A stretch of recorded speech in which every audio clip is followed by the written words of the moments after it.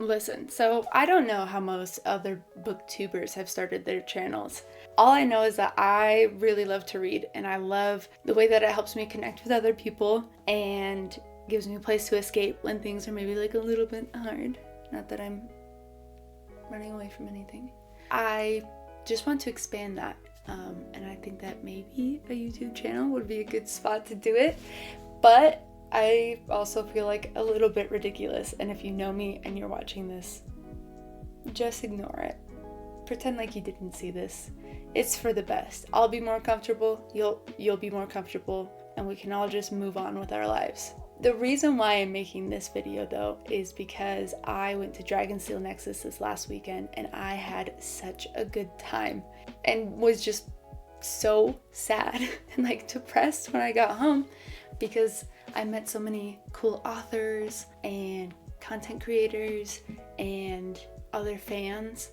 I just want to feel like that all the time. You know, I want to feel like I have something magical on the horizon, like I can be an extrovert for once in my life. So as I said, I was at Dragonsteel Nexus this last weekend and I had a phenomenal time. If I had to break that into like two main reasons why I enjoyed myself so well, it would be panels and people. Some nice alliteration going on there. Because I feel like you learn so much and you, I don't know, see things in a different light when you go to these panels and you listen to people talk. But also the people at Dragonsteel Nexus are so nice.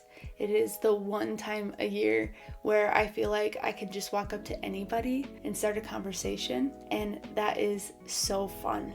And it makes me feel like powerful and brave, you know? So I want to talk a little bit about the panels that I went to, and then I'll talk a little bit about the people that I met, and then I think that will be it for this first video, and we'll see how it goes. So started off the convention very strong, going to the Pierce Brown spotlight. The man is so sadistic, but just is having the time of his life. He talked a lot about how he started off the journey alone, and when you're writing your first book, you're usually just sitting somewhere by yourself, trying to get these ideas that you have in your head on paper, where it's taken him so far, where he has like such a community and he does get to meet people who have theories about his books and really hot takes about his books and how much he loves that part of the book community. He talked about the hat, and if you're a fan of Red Rising and if you've seen any like interviews that Pierce Brown has done before, he feels that war is not fair and that the people who deserve to die aren't necessarily the ones who do. And to kind of get that message across, he will pull character names out of a hat and kill them off. He shared a story about how when he was writing Red Rising, the very first book, one of the names that he pulled out of the hat was Mustang, was Virginia. And he was like, oh, I can't do that. I have too much writing on this storyline right here. So that was a great panel. And like I said, the man loves to bathe in our tears. The next panel that I went to was called Stories That Stay With You. They talked about the different elements of books and storytelling that draw people in and why people enjoy them so much. A lot of it came back to characters and escapism, how people often open up fantasy books so that they can go and travel to a world that they've never been to before.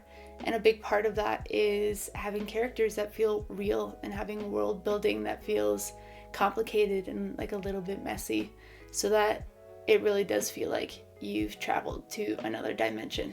They also talked a lot about how some stories that stay with you are trying to teach some sort of moral or lesson, and how as authors they feel like they are tricking their audience into seeing a real world problem in a new light. How there are certain divides that exist today in our society that people feel very differently about, but once you divide a group of characters between the orcs and the humans, or the elves and the dwarves, it becomes something easier to see because you're not in the middle of it. Another panel that I went to was the future of sci-fi and fantasy.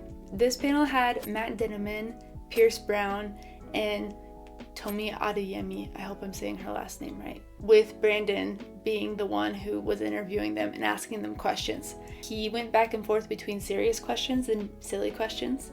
So there was a lot of like up and down and back and forth going on. I just have to say that Pierce and Tomi should do more stuff together, because the way that they were riffing off of each other without going too far was just really highly entertaining. Some of the silly questions that Brandon asked were, if you could ban one thing in sci-fi and fantasy for the next 10 years, what would it be? And they said, we're banning the phrase ample bosom or voluptuous bosom, because it just does not get the message across the way that people think it does. Another silly question was, if there was one power technology that could exist in real life, what would you choose and who would wield it? And Tomi was like, the Death Note, and I don't trust anyone else, so I get to wield it. Tomi likened finishing the last manuscript and turning it in to being Matthew McConaughey, and how every day she wakes up feeling like Matthew McConaughey. Pierce was like, oh, I feel like I'm in the boat and I can see Matthew McConaughey's forehead and I'm sailing towards it, but my crew is manned by Jesse Eisenberg. And so it's just kind of like all over the place. Some of the more serious topics that they talked about on this panel, specifically Tomi, talked about how people will say something is political or it's politics when it might actually be oppression.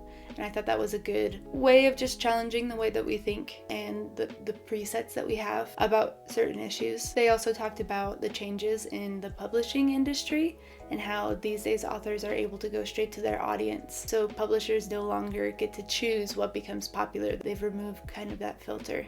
And if there's something that's good that maybe a publisher wouldn't have picked up on because of how absurd it is, Dungeon Crawler Carl, people can still get their hands on it and still blow it up and turn it into a great community with a huge following. Tomi described finishing a book as never being able to hold the baby, because she spends so long writing it, and as soon as she's done with it and hands it off to another person, it becomes someone else's. It becomes the publisher's, and it becomes the readers, and so she never gets to hold her baby. But then Brandon turned that and said, take this the right way, I'm punching the baby, in reference to the fact that once he finishes something, it's not like done for him, and he feels that he has a lot more work for him to make sure that the audience is in the right place to like give the last 10 to 20% that makes a book. We also went to a panel that day that was called Emotional Damage, an Author's Favorite Weapon, and it was so messed up that Pierce Brown was not on that panel, because we know how much the man likes to make us cry. Everything on this panel summed down to the fact that books are about the human experience, and you can't have the human experience without pain.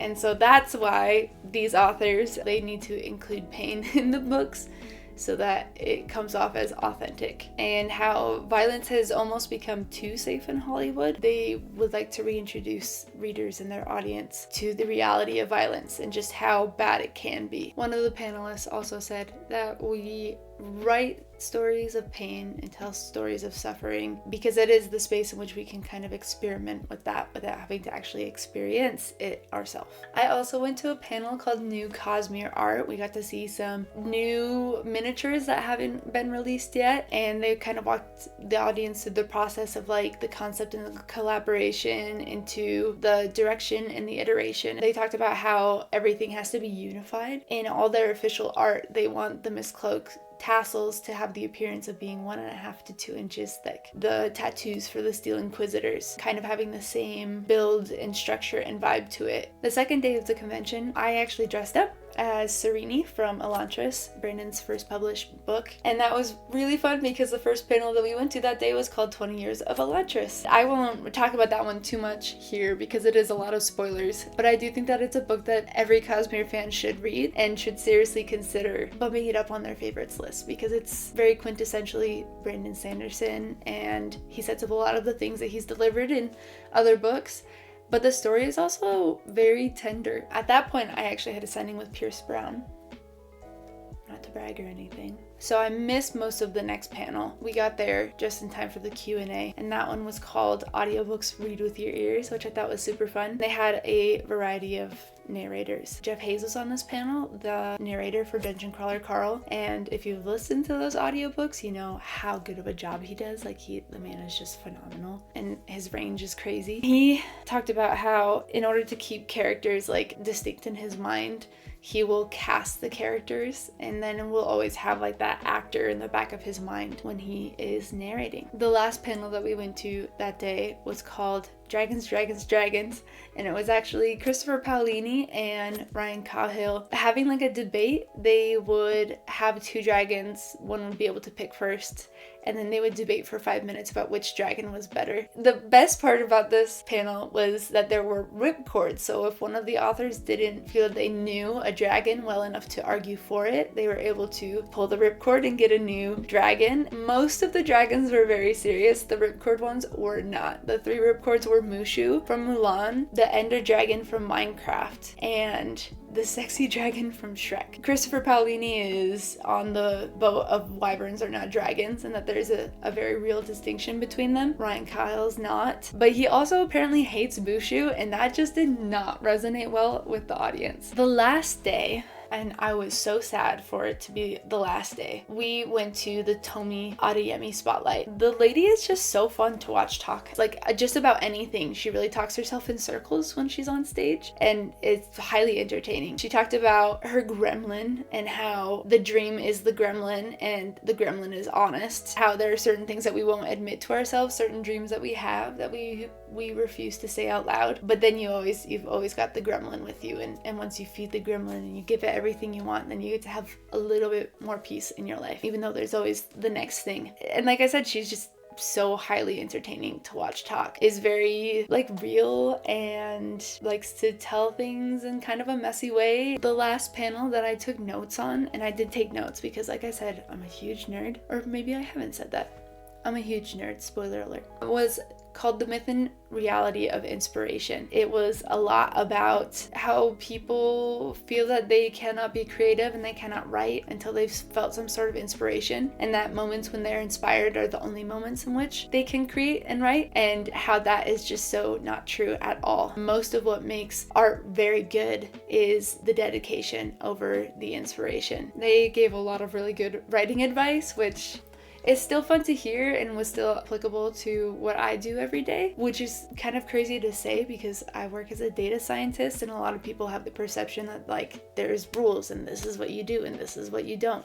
But it's really not. The reason why I picked data science was because it's so flexible. So they had some great things like do what works for you. Super simple, really good words to live by. Do it once, then redo it from memory, which honestly I feel like helps me a lot when I'm doing my job, because sometimes I get so lost in the weeds that I forget the larger objective of what I'm doing. Let yourself move on to something else if you've hit a wall. The last thing I have written in my notes is ask yourself, have I done the big parts of this that I need to do? If yes, I can fiddle with the details later. The other 2 panels that I went to that day were the live recording of Intentionally Blank, which Tomi was on again, and once again, so entertaining to watch. And then the Dungeon Crawler Carl panel, which started off with Jeff Hayes reading a 20-minute segment of the next book, Book 8 in Dungeon Crawler Carl. Matt Dinniman specifically picked out a section that had this very stereotypical Australian kangaroo that was male but had a pouch anyway. Jeff Hayes had to read that out loud in front of their moderator, who was Australian, and it was so funny. They continued it into more of like an interview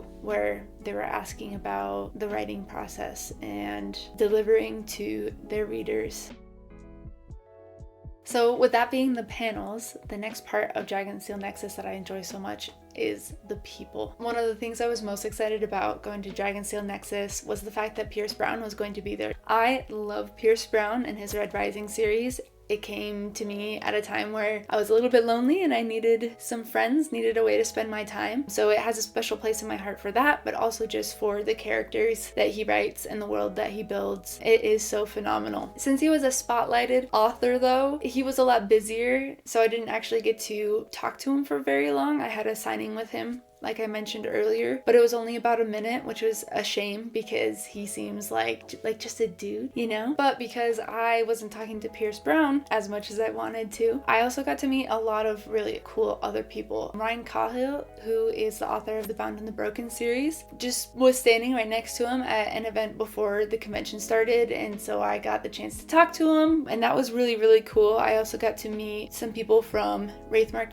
Creative and from Kickstarter. They were just so nice. Every time I passed them in the convention center, I would always wave to them and say hi, and they were very friendly. I'm trying very hard to convince them that they need a data scientist and that they would like to hire me. We also were fortunate enough to meet up with some of the people that we met last year at Dragonsteel Nexus, which was just so fun because you meet people and you think, awesome, I'll never talk to them again, but you do. You have this thing that connects you and that will bring you together. We went to the World Hopper Ball all in the same session. I was trying to make a point to get out of my comfort zone and socialize with as many people as possible, but it was really nice to have these people that I already knew to go back to when I felt like I had pushed my boundaries and needed to, be comfortable again. At the World Hopper Ball, Matt Dinniman was there. I thought it was funny that the actor playing Hoyd said, "Hey, Brandon Sanderson's here with his family, please don't bother him, but you're allowed to bother Matt Dinniman as much as you want." So of course I had a question for him. I had to find him during the ball, and I went up to him and I asked him. And Matt Dinniman is just such a fun guy, has a very distinct way of talking and interacting with fans. We met new people this year, the people we were waiting in line with to pick up our badges, because we were in that line for like an hour. We talked to quite a bit, and every time we would see them after, we'd stop them and talk to them a little bit. I had some fun like coincidences of the careers that we've had as well. I had everything with Brandon Sanderson and reading in common, so it was really quite a pleasure to meet them. I think that my brother's home, so I'm gonna end this now. Thank you so much to Dragonsteel Nexus for the opportunities that I had, and for the people I was able to meet. I enjoyed it so much, and thank you. Bye.